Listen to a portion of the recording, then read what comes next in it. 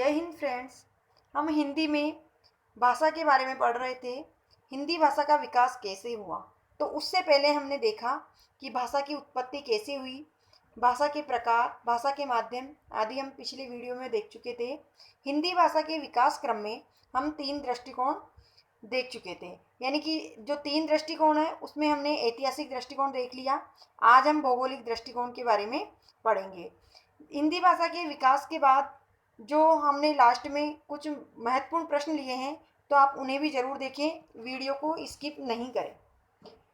हम देखते हैं भौगोलिक दृष्टिकोण, यानी भौगोलिक दृष्टिकोण का क्या योगदान रहा हिंदी भाषा के विकास में और कहाँ पे हुआ। तो मध्य देश में हिंदी भाषा का विकास हुआ, सबसे पहले हुआ, अधिकांश हुआ हिंदी भाषा का विकास गंगा यमुना के मैदानी भागों में। गंगा यमुना के मैदानी भागों में ही क्यों हुआ? क्योंकि गंगा यमुना का जो मैदानी भाग था वो उपजाऊ होने के कारण अधिकांश जनसंख्या वहाँ निवास करती थी। यानी जहाँ ज़्यादा लोग होंगे वहीं आपस में संपर्क में आएंगे, बोलचाल बढ़ेगा, बात करेंगे, तो भाषा का विकास भी वहीं अधिक होगा। यानी मैदानी भागों में जनसंख्या निवास करती थी, इसलिए यहाँ भाषा का विकास हुआ।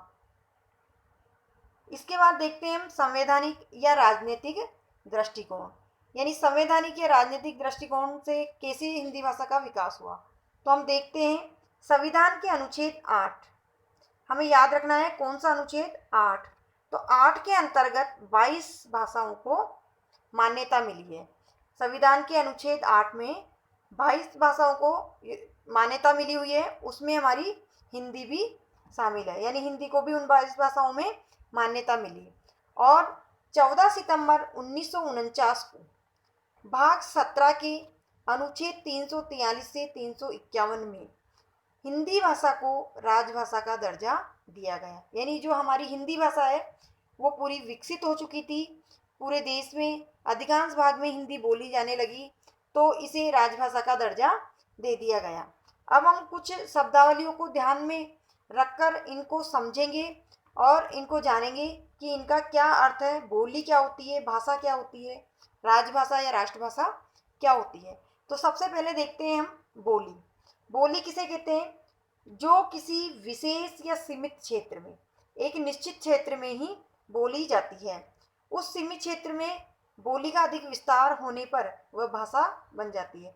यानी जब तक वो सीमित क्षेत्र में बोली जाती है और जिस पर क्षेत्रीय भाषा का प्रभाव रहता है वो बहुत ज़्यादा सुसंस्कृत नहीं होती है, तब तक वो बोली रहती है। लेकिन जब वो अधिकांश क्षेत्रों में बोली जाने लगती है और सुसंस्कृत यानी अच्छी भाषा का इस्तेमाल किया जाने लगता है, तो वो भाषा बन जाती है। इसी प्रकार से भाषा किसे कहते हैं? तो वही बात है, जो बोली होती है वो अधिक विस्तारित क्षेत्र में बोली जाने लगे। बोली जब किसी बड़े क्षेत्र में बोली जाने लगे, अर्थात जो बोली है वो बड़े क्षेत्र में बोली जाने लगे और संचार का माध्यम बन जाए, तो वो भाषा कहलाती है। संचार का माध्यम बन जाए तो वो भाषा कहलाती है। इसी प्रकार जो मातृभाषा है, वो मातृभाषा किसे कहते हैं? तो मातृभाषा कहते हैं जो भाषा परिवार, समाज या माता के मुख से सीखी जाती है। मातृभाषा किसे कहते हैं? जो भाषा परिवार, समाज या माता के मुख से, यानी जो हमारे नज़दीक रहते हैं, जन्म से हम जिनको सुनते हैं और जिनसे सीखते हैं, उन्हीं शब्दों को हम पकड़ते हैं और उन्हीं से हम सीखते हैं, तो वो होती है हमारी मातृभाषा, जहाँ हमने जन्म लिया और जहाँ हमने माँ से बोलना सीखा, वो होती है मातृभाषा। और इसके बारे में भारतेंदु जी ने कहा भी है कि जो मातृभाषा है उसी में हमारी उन्नति है। तो उस विषय में उन्होंने कहा है निज भाषा उन्नति है। जो निज भाषा है वह उन्नति है, निज उन्नति के मूल, जो उन्नति का मूल है वो निज भाषा में, मातृभाषा में ही है। बिन निज भाषा ज्ञान के, बिना निज भाषा के ज्ञान के मिटत नहीं के सूर। तो ये कहा है भारतेंदु जी ने।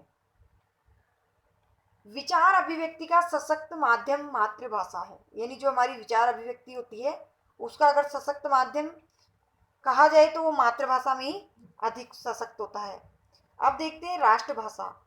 राष्ट्रभाषा वह कहलाती है जो देश की अधिकांश जनता द्वारा बोली जाती है, यानी इसमें राज का कार्य होना जरूरी नहीं है। राष्ट्रभाषा का मतलब है जो हमारे देश में अधिकांश हिस्सों में बोली जाती है, यानी जो ज़्यादा बोली जाएगी वही राष्ट्रभाषा कहलाएगी।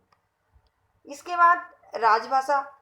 तो राजभाषा वो होती है जिसमें देश का जो कार्य संचालन होता है प्रशासन का, वो राजभाषा होती है। तो इसे हम समझते हैं किसी भी राज्य के संविधान में, यानी हमारे देश या राज्य के संविधान में उल्लेखित शासन संचालन की भाषा, यानी जिसमें जिसका उल्लेख संविधान में हो और शासन का संचालन जिस भाषा में हो वह राजभाषा कहलाती है। और हमारे भारत की राजभाषा हिंदी है। तो ये थी कुछ शब्दावलियां जिनको हमने देखा। अब हम देखते हैं अंत में प्रश्न। पहला प्रश्न है, संविधान के 8वें अनुच्छेद में वर्तमान समय में कितनी भाषाओं को मान्यता मिली है?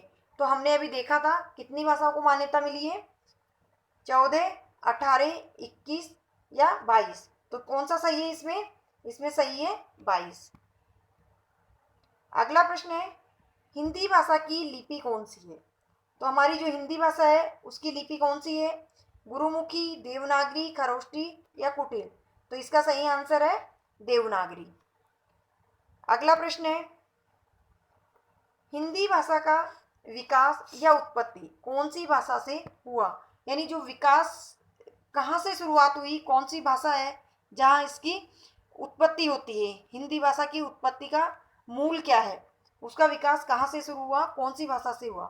तो संस्कृत, अपभ्रंश, शोरसेनी या कोई नहीं? तो इसमें क्या आएगा? देखो इसका सही आंसर होगा संस्कृत, क्योंकि संस्कृत से शुरुआत होती है, विकास होता है, उत्पत्ति संस्कृत से मानी जाती है। लेकिन अगर ऑप्शन में संस्कृत नहीं हो तो हमें शोरसेनी पर टिक करना है कि शोरसेनी के बाद हिंदी, जो अंतिम भाषा के रूप में शोरसेनी आई है और उसके बाद हिंदी आई है। तो अगर संस्कृत ऑप्शन में नहीं है तो हमें संस्कृत ऑप्शन में नहीं है तो शोरसेनी पर टिक करना है। अगला प्रश्न है, हिंदी के उद्भव एवं विकास का सही भाषा क्रम है? हमने वीडियो में देखा था कि जो भाषा का विकास हुआ है उसको संस्कृत के बाद कौन कौन सी भाषाओं से गुजरना पड़ा है और बाद में हिंदी का विकास हुआ है। तो उसी क्रम को हमें याद रखना है, तभी हम इस क्वेश्चन का आंसर दे पाएंगे। तो लौकिक संस्कृत, पाली, प्राकृत या अपभ्रंश? दूसरे में है पाली, प्राकृत, शोरसेनी फिर अपभ्रंश। तीसरे में है प्राकृत, शोरसेनी, पाली, हिंदी। और चौथे ऑप्शन द में है शोरसेनी, पाली, प्राकृत और हिंदी। तो हमारा सही आंसर होगा इसमें अ, क्योंकि हमने देखा कि सबसे पहले संस्कृत आई, फिर उसके बाद पाली जिसमें बौद्ध धर्म का विकास हुआ, उसके बाद प्राकृत जैन धर्म से जुड़ी हुई है और उसके बाद अपभ्रंश। अब इसके बाद इसमें आगे नहीं दिया हुआ है, हमें पता है शोरसेनी फिर हिंदी आई है, लेकिन जो ये क्रम है वो इसका सही है। तो इसका सही आंसर होगा ये, क्योंकि इनमें बीच में पाली, सबसे पहले प्राकृत और शोरसेनी, ये सब गलत है। अगला प्रश्न है, संविधान में राजभाषा संबंधी प्रावधान किस अनुच्छेद में उल्लेखित है? तो संविधान में जो राजभाषा है उससे संबंधित प्रावधान भाग 17 अनुच्छेद 345 से 351, भाग 18 अनुच्छेद 343 से 351, भाग 17 अनुच्छेद 343 से 351 या भाग 19 अनुच्छेद 343 से 351। देखो इस प्रश्न में जो ऑप्शन है इनको देखकर कंफ्यूज हो सकता है कोई भी, तो हमें ध्यान रखना है कि भाग कौन सा था, 17, लेकिन अनुच्छेद 345 नहीं था। हम जल्दबाजी में पहला आंसर टिक कर सकते हैं, लेकिन ये गलत है क्योंकि 345 नहीं, 343 से 351 सही है। और दूसरे ऑप्शन में भाग 18 है लेकिन 343 से 351 सही है, तो ये भी गलत है। हमें जल्दबाजी नहीं करनी है, दोनों चीज़ों को ध्यान से देखना है। यहाँ भाग 17 सही है लेकिन अनुच्छेद गलत है, यहाँ भाग 18 गलत है लेकिन अनुच्छेद सही है, तो दोनों ऑप्शन यहाँ गलत है। भाग 17 अनुच्छेद 343 से 351 से आंसर सही है। तो ये था वीडियो का अंतिम प्रश्न। अगर वीडियो पसंद आया तो प्लीज़ लाइक करें, शेयर करें और चैनल को सब्सक्राइब भी करें। बेल आइकन को प्रेस करें, ऑल पर क्लिक करें।